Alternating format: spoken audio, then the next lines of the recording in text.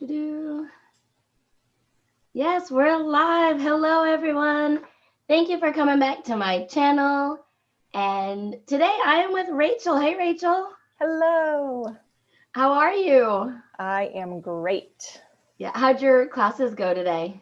Pretty good. I had all of last week off because it was my kids' first week of school. And so I kind of had to get back into the groove of things this morning. Right. But it was good. So I had my screen half Zoom and half YouTube just now, so it looked so weird. Normally there's a delay and there wasn't one, so I was trying to figure it out. Did you see my face? I was like, wait a minute.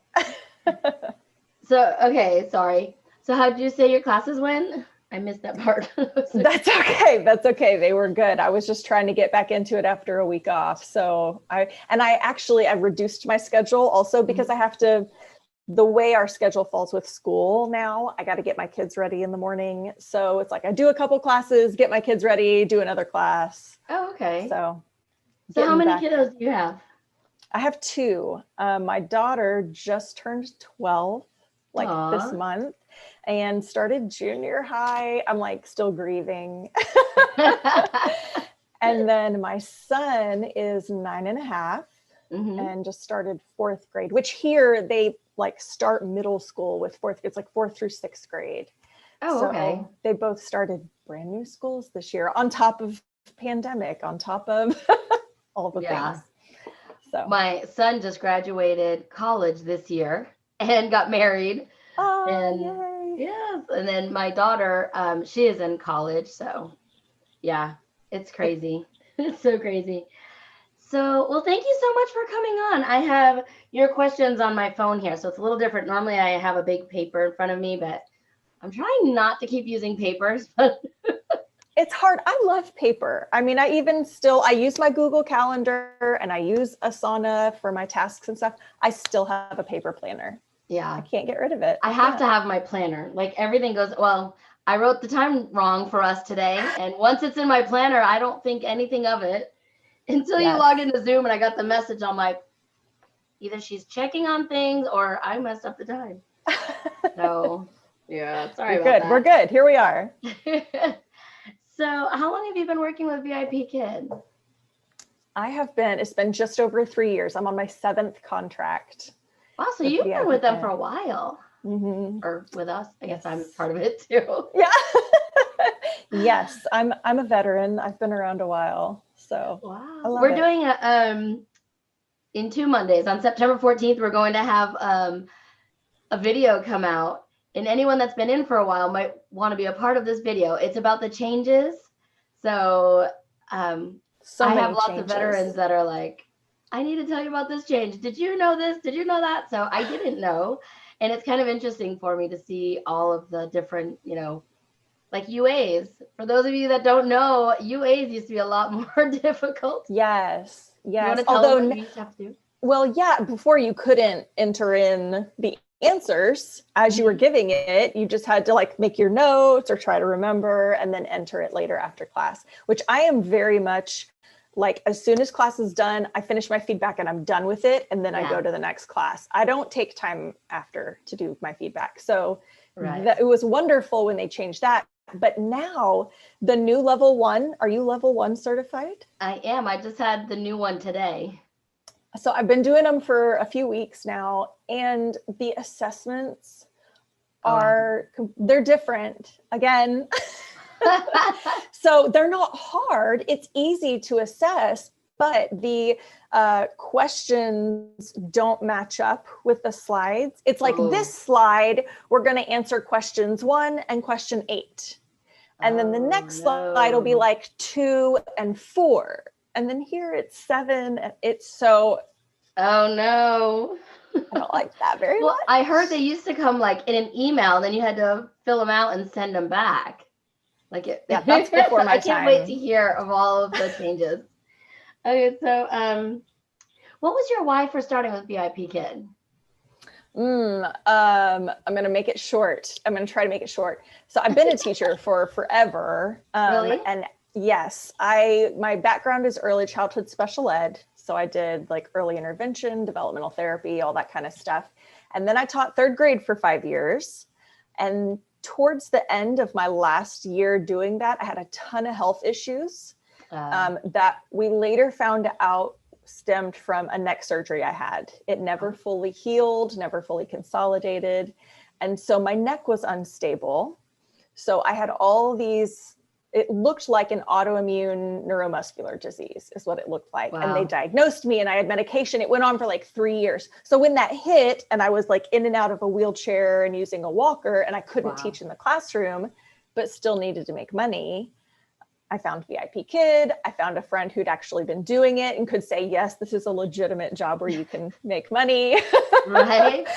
And so I started with it then. So I was still able to teach, but be at home. So even if I couldn't walk, I could work, which was amazing. So they eventually, like the end of 2018 actually is when I had another neck surgery, fixed all that. I'm better now. I can walk. I can do all the things. So I was misdiagnosed for quite a while. But that's scary. And I'm so glad it all worked out now though. That is, oh man. Yeah, it was nuts. It was a crazy, like 3 years of life in and out of a wheelchair. And then finally they were like, wait a minute, that didn't ever fully heal. Your neck is unstable. My husband's favorite thing to tell people, because this is what the neck surgeon said. She said, you literally have screws. Oh. And my husband was like, thank you very much. Yeah, see, I've been telling you that for a long time. No, like, thanks. Right? Wow. That's so the initial why is different from my current why, obviously, because I'm better now, but it just still allows me to work from home and I'm more flexible and available for my kids if I need to be. And it's hard to give up your babies. Once you start with VIPKid, I think you'll understand why a lot of us stay. Yes, because even though I've added some other work from home stuff, growing a different business and stuff, but I still can't quite, like I've reduced my hours, but I can't quite cut free yet. Yeah. And I have a few that I think might fly over here and find me if I did. So I don't know if I can. What's the student you've taught the most? How many classes have you had with them? I don't know number wise. There's one girl, her name is Ruby. She takes me at least twice a week, every single week. It's usually Tuesday and Friday. Every single week she has me. And it's been, I mean, I've had her a long time, almost as long as I've been teaching. A couple hundred classes then? Yeah.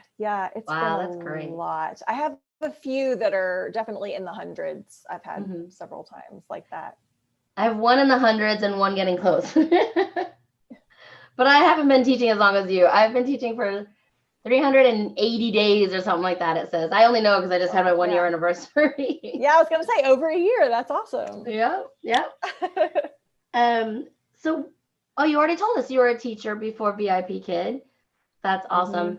I have a passion for SPED classrooms, and I'm not a SPED teacher. I'm not certified, but I've taken a lot of classes, and my class was an inclusion class for a few years, and I think that's where my heart belongs. So yeah, well, and my son, God knew I needed the training. My son is on this autism spectrum, and so he's very high functioning, but we still have all the things. Right. And so that, I mean, when he was itty bitty, I had been a developmental therapist for so long that it was just like red flags. Okay, we're getting tested, right. And it's like, I could do it myself, but I just started calling all my other therapist friends. Well, and then at first were they like, you're just worried because that was your job? Well, I always started things with like, listen, I know I'm probably paranoid about stuff, but can we just come in anyway, please? Just humor me. Right. So, and he's tricky. It was tricky to diagnose because he is so smart. And so he would kind of outwit some tests. His expressive language is great. He just doesn't always know how to use it well. The social, that aspect of communication, and then all the sensory stuff. Right. So we got him. He's doing well. Yep. So you had your practice before. He knew. So what does your schedule look like? What time do you wake up to teach? Now that I've cut back, I was just going to say that. I don't get up until 5, which is amazing. So I do a 5:30 and a 6, and then I get my kids ready, and then I do a 7:30. So I'm only doing 3 classes in the mornings right now, which is weird because I used to do 8. I used to teach from 4 to 8 every morning straight. And that's exhausting. It's doable if you don't stay up late, but it was exhausting. And so that was one of the things, finding other ways to make money as well. I can still do that because I do love it. I love it, but maybe not getting up at 3:40 in the morning. When I started, I was doing overnights and all the crazy, when you're getting started. And then my schedule, I started getting up at like 3 or 3:30 and then teaching, till they closed. And then it seems like every couple of weeks I'm like, or every month or so, I'm like, well, let me just take this time block off. And now I've started waking up between 5 and 5:30 and then teaching until 8. It turns out to be 4 classes, except I can't say no to priority bookings. And so I have one at 4, one at 2. I'm like, oh no. Now I did that for about a month or so. I was like, I'm not going to start until 6. Just like because I could still do 4 back-to-backs before school started. But then I still had my regulars that would request 5 and 5:30. So I was like, okay, if they request it. That's where I'm at right now. Then I'll do it. That's where I'm at right now. I'm working on it. Yeah. Well, then finally you'll reach that point. I finally was like, I am not waking up before 5 a.m. It's just not right. I'm not there yet, but I will. Hey, Evelyn. Evelyn said hi. Hello, Evelyn. So Rachel and I were in the Nancy Taylor course together. Well, we're still in part of it together. So you want to tell us about your business? Did you start it before the course or during, or?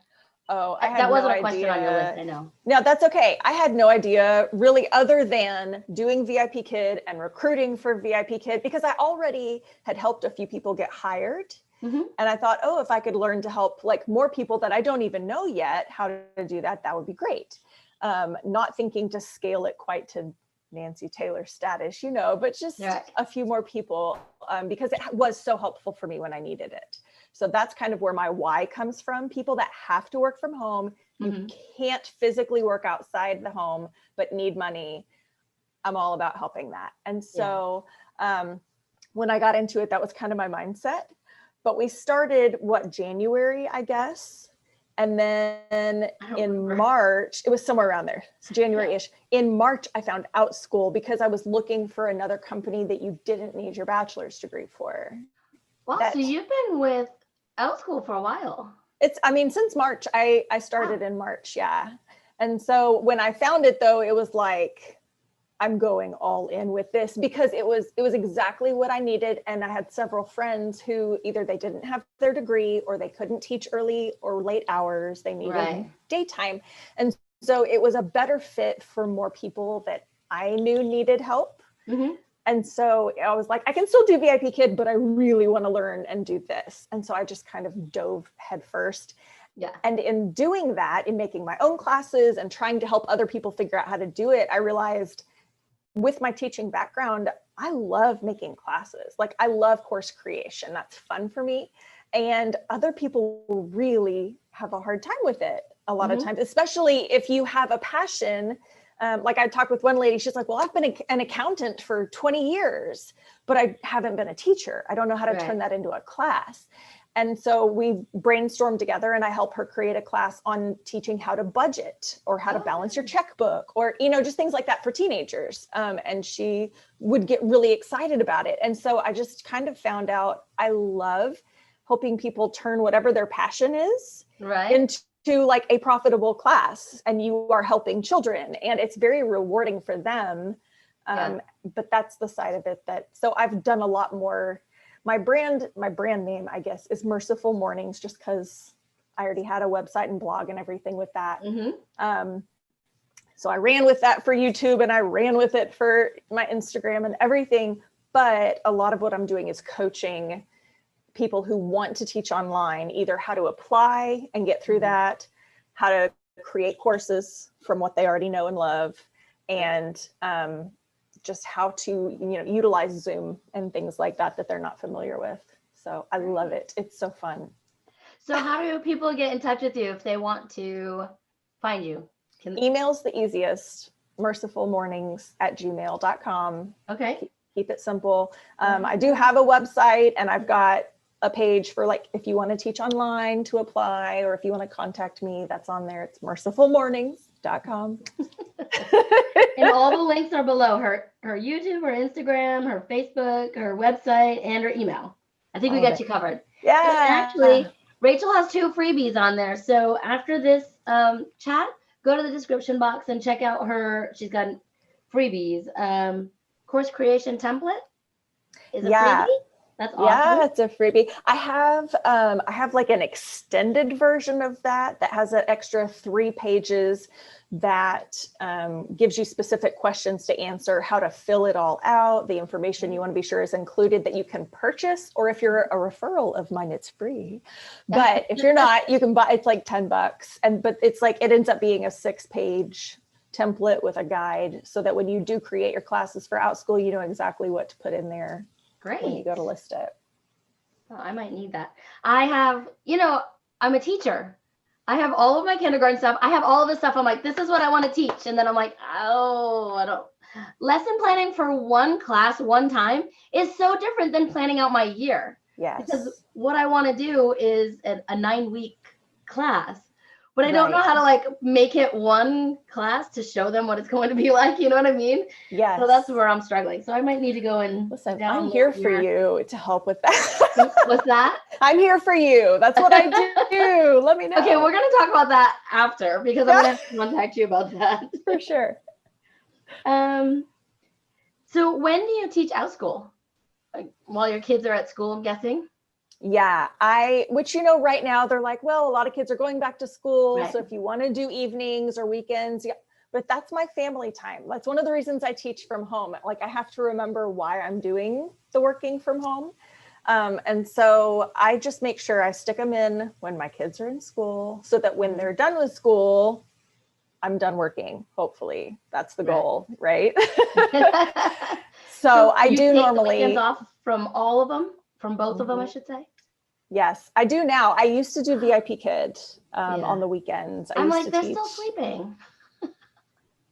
And that's exactly what I did. But now I'm like, you know what? My weekends are my weekends. I'm working on it, Rachel. I'm working on it. It's hard. And it was a process. So the fact that you're on your way there. One day off since January, because I work 7 days a week. So I took one complete day off, and it was like, I don't have to get up in the morning. What? It's so weird. Like, it's so weird when you've done it for so long. Yeah. It's but it is so freeing. But you almost have to make yourself, like when you're used to working every day, you have to like make yourself go, oh, I'm not working today. I'm gonna rest. Or getting ready for a frenzy one time. My husband's like, why don't you just leave that day closed? And I'm like, oh, I don't know if I can. You like have this internal like stroke feel like, I don't think I could do that. It was scary. Yeah. That's funny. So back to VIPKid, what level is your favorite level?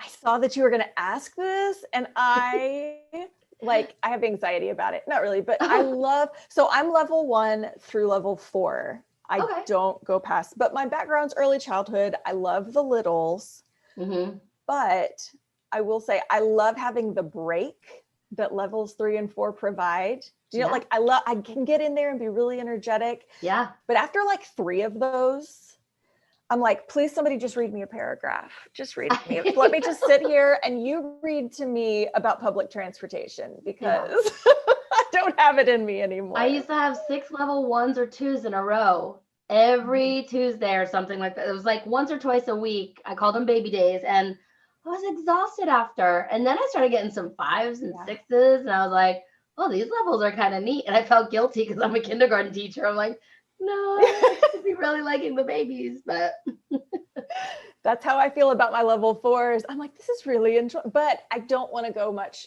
past that. I love 5. 5 is like science and insects. and environment. Oh, that's why. I'm good. Thank you. I needed to hear that. Oh, I love science. Oh, that's funny. Reading is the hardest for me, except I love teaching kindergarten reading.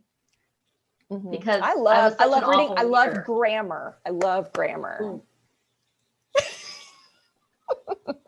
Yin to my yang. Pretty much is what it sounds like. Yes. Let's see. How do you handle tough or distracted kiddos? Well, I am a good mixture, I think. And I think this is why I've been able to teach so long. I'm a good mix of intense mom face. Like, there's like teacher voice, mom, like, yeah. I have no problem getting intense with a kid, even if it's through my computer. and that's usually effective if they're really being, I try to distract in fun ways. Right. I have a background in music. I started as a vocal music ed major. And so we are so opposite. I know. I sing at my kids a lot. I have one, actually, I did it the first couple times. I just kind of sing song what I'm saying. And now he wants to sing everything. Like, oh, I had one like that. We will read, and he's a level 3 now. I had him in level 2, but now he's a level 3. And so I would say, like, what do you see? And he'd say, I see an elephant. Like he's singing it right back. So we do the whole class like that. So cute. His name doesn't start with a Y, does it? It does not. No. It starts with a B. I miss this little guy. I've looked and I haven't seen him taking any more classes with anybody. I'm like, oh. I've had a few like that where you get like so close with them and then they just. I had one come back. So I guess I hadn't seen him all summer and I thought, I didn't expect him to come back. I'm like, oh, yay. And he's at the same level. So I guess he didn't leave me. He just left for the summer. Just took a break. He just needed a break. They needed it. So what's a challenge you've had to overcome as an online teacher? Probably the health side of things, and not even like the crazy health stuff that I had before, but just when I first started, I'd say for the first at least 2.5 years, I did not have a standing. I mean, I couldn't stand for the first bit, but I didn't have a standing desk. I sat and I would sit for hours in a row. Yeah. And you're just like eating what you can when you can, and you're not sleeping well. And so, I mean, I know, you get it. And so I just realized how intentional I have to be with getting up and moving. I do now have a standing desk. I'm sitting today. So I feel like in the bottom part of my classroom here. But normally I stand while I teach and that helps. I move around. So now if I teach like jump and hop, I actually jump and hop when I do it, right? Yeah. I'm standing today too. I started standing again yesterday. I used to go up and down depending on how many classes I had. Yeah. Because I taught 26 classes in 13 and a half hours one time. Some were no-shows, but I was like, okay, 3 hours, I need to sit or, Yeah. And I do that. I'll go back and forth if I have especially if it's VIPKid and Outschool and teacher coaching. If I just have a full day of it, I'll kind of like this, I'll go back and forth. But so that was a big part of it. Also just drinking enough water. I mean, you can see I'm still on coffee mode right now, but I'm about to switch to water. I only drank water today because I had yoga this morning. Thank you, Heather Fritz. See, and I'm the same. I just started, I have a water tracker now. Skyla Post is doing amazing things with health coaching. Really? I didn't know that. Oh, yeah. She just wait. She's coming out with more, I think, very soon. Okay. But she has been very, very helpful for me. She's been kind of my own personal health coach, which is really nice. But she's got a free water tracker on her website, skylasposts.com, if you want to go grab that. But it's just a little sheet where you can track how much water you have every day, figure out how much you need to make sure you're actually drinking enough, because I was not. Yeah. And then she keeps tabs on me, like, how much are you moving? Are you doing your exercise? We kind of keep each other accountable. So to have someone like that is super helpful. Great. We have a group right now that we've been talking about our steps and water and, well, maybe not enough water. We'll probably have to add that in too, but I'm so bad. I know what I need to do and I just haven't been doing it. So That's exactly where I on it. was. When you have somebody like messaging you each day, and Mhm. she's not like, hey, how are you doing? What are you doing? But she kind of says, well, this is what I've done today. And I'm like, oh, I need to go do mine too. You know, it just lets me Mhm. remember. that Or I if need I to be know doing that. someone's going to ask me about it, I'm like, oh, I better go get it done before I have to be like, no. Yeah, I didn't do it. My college was all online and I had a weekly call. And when I knew that call was coming, I didn't want to tell her I didn't finish anything. So man, I worked. Yes. Yes. You don't want to disappoint people. I know. I'm such a people pleaser. I try anyway. So do you have a favorite teaching moment or something funny that's happened to you in class? Yes. I have a funny and I have a favorite just Love off it. the top of my head. Okay. So when I very first started, like over 3 years ago now, I had a little Cindy. I haven't had her in quite a while, but she was my very first student. Mhm. And one of my first props was this monkey that you could feed bananas. And Okay. it was a prop for different things. And it was a reward system. So when you do a good job, the monkey, she loved that thing. Like every time she'd do a good job, I'd give her a star and she'd go, monkey, monkey. She'd like get up in the camera, monkey. So yes, monkey gets a banana. So about the 5th or 6th class we had, she shows up in a shirt with like bananas all over it. And she's like, Teacher Rachel, I have bananas. She was so proud She's gonna of her feed the monkey. shirt. Yes, she was so excited. So that was one of my first students. So I love that one, stuck with me. So that was like, okay, yes, I love this job. This is fantastic. Mm-hmm. And then more recently, my birthday was in March this year. Mine too. And my musical student that I was talking about, he plays the violin. And he knew my birthday was coming. I mean, we see each other a lot. So he knew it was my birthday. So we got on, I'm like, hey, how you doing? How was your day? And he goes, I have something. I was like, okay. So I stopped, and he like ran off real quick, came back with his violin, and he played happy birthday on his violin. I was like, I love you. It. I know, it was but just he knew it was coming. He had prepared it. Aww. It was the sweetest thing. Love it. I had one, I can't remember the name of the instrument, the big Chinese instrument that sits on the table.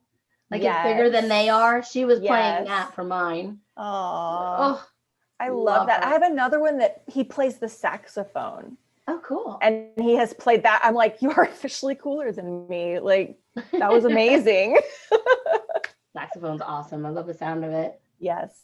So are you tech savvy? More so now than I used to be. I have learned a lot this year. I would say just since we started Nancy's course, I learned a lot. And then with Outschool, having to learn how to host Zoom sessions and how to do lives, and I've learned a lot this year. It helps that my husband is an IT guru. That is helpful. Yeah. So if I have a question, a lot of times he can help me figure it out. But a lot more than I used to be. I'll say that. Yeah. My husband's a computer guy too. Very helpful. That's awesome. Hey, if you guys have questions for me or for Rachel, go ahead and put them in the chat. We still have a few more here though. But ask away if you have any. So I know the answer to this, but maybe people watching don't. Are you a YouTuber? I am, which still feels weird. It still sounds weird to say, but I am. And it's mostly for online teaching stuff, but there's some daily life stuff in there too. So, and it's, again, merciful mornings. It's all the same I'm stuff. trying to remember. All of your thumbnails are very like organized, right?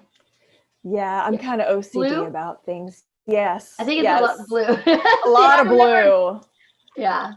I remember going there and looking at them all. I'm like, wow, her thumbnails are so organized. mine are like color. Mine are very, they're all pretty much the same, representing my brand. They're all branded pretty much. So I have certain Right. colors for my brand, and I But use you're that for pretty teaching, much. you're coaching teachers. So I think it's Mhm. important to have that organization, and your style Yeah. is very, very good for what your niche is. You know what I mean? It. Mine is I'm a talking little to different organized. people. Yeah. Yeah. So it's funny because when I make my thumbnails, I'm like, what would remind me of this person? Or if I know they're like teacher Michael, he's got a lot of puppets, and it was like Yeah. for him, I just wanted like colors, and it kind of turned out like Dr. Yeah. Seuss colors and things like that. And I'm like, circus, fun, that's him, Yeah. The juggler, right? That's perfect. Yeah. So for me, I just try to think of what that person might like. And I think your thumbnail is blue because I saw so much blue on your. Yeah. I didn't mean to, but I am wearing blue. And you're wearing today. blue.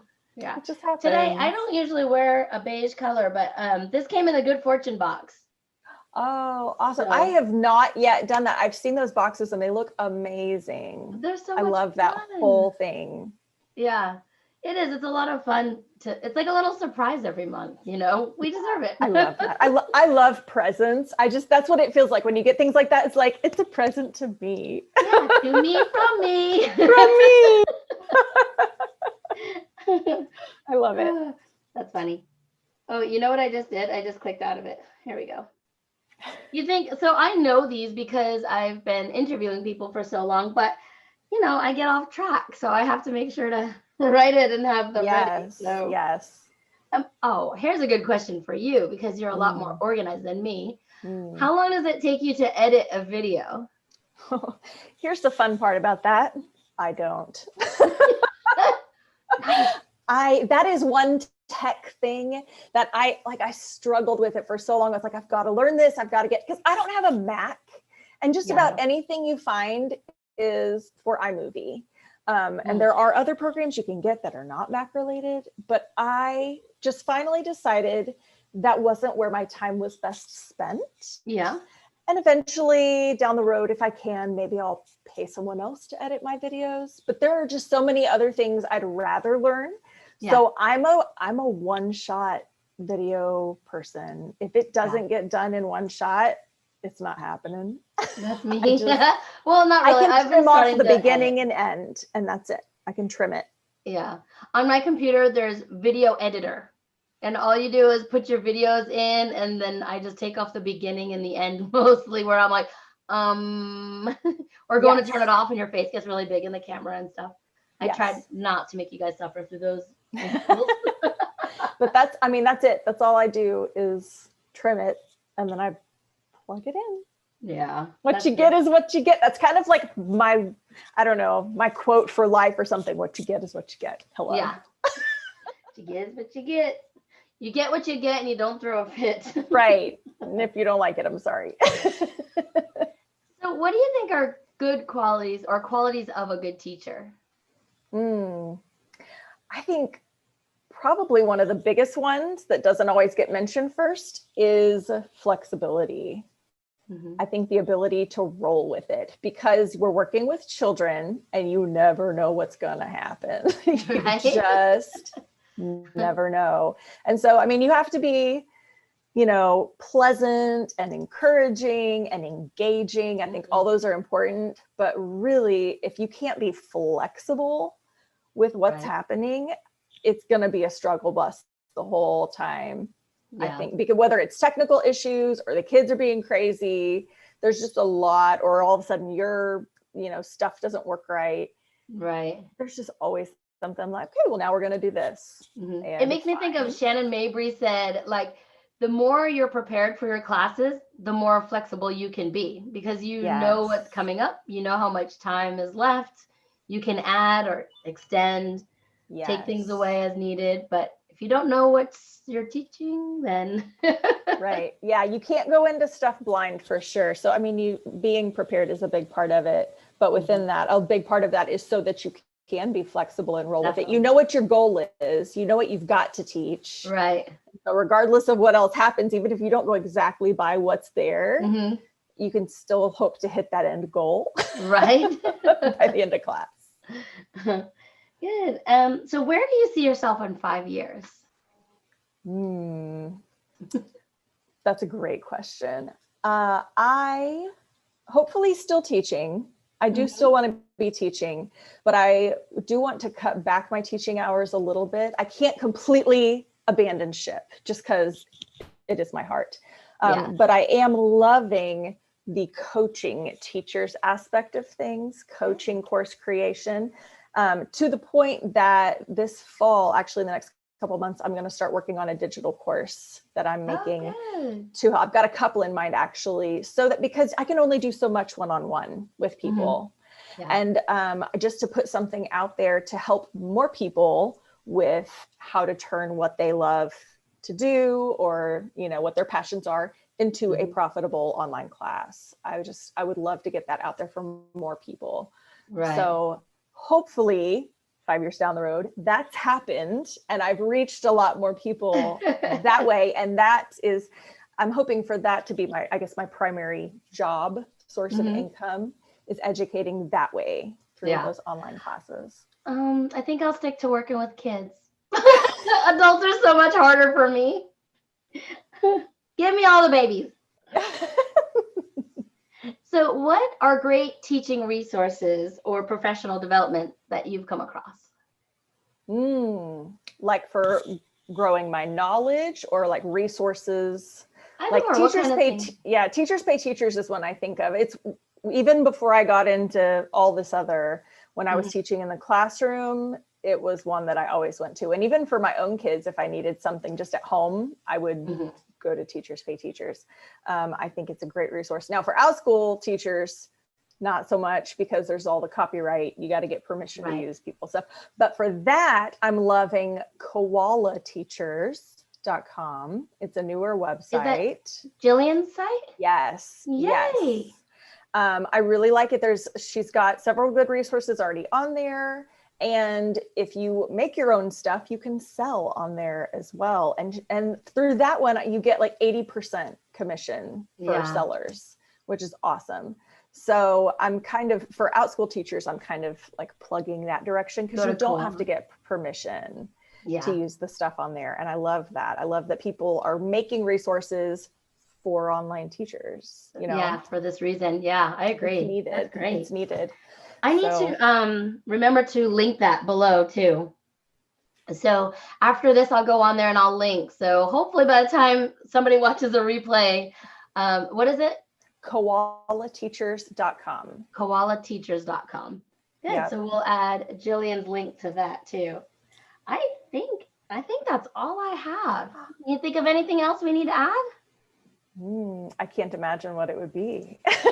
You'll have to let us know when your course comes out. We can have you back on here and shout out to the new course. I got a lot of work to do between now and then. A lot of work. I know. I was just talking to Nancy about a course too, like, I don't know, maybe a month ago now, and I still haven't gotten that all. I mean, I planned some of it out, and then that's as far as I've gotten. So it's a lot. It's a lot to think through, just the process of it all. But I know up here what I want to get out there. It's the process of getting it all there. So awesome. Well, thank you so much for coming on.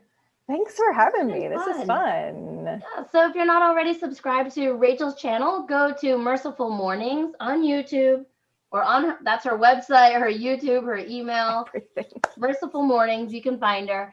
And that's it. Have a great day, everyone. And thanks again, Rachel. Yes, thank you. I'll see you on Facebook land here shortly, I'm sure.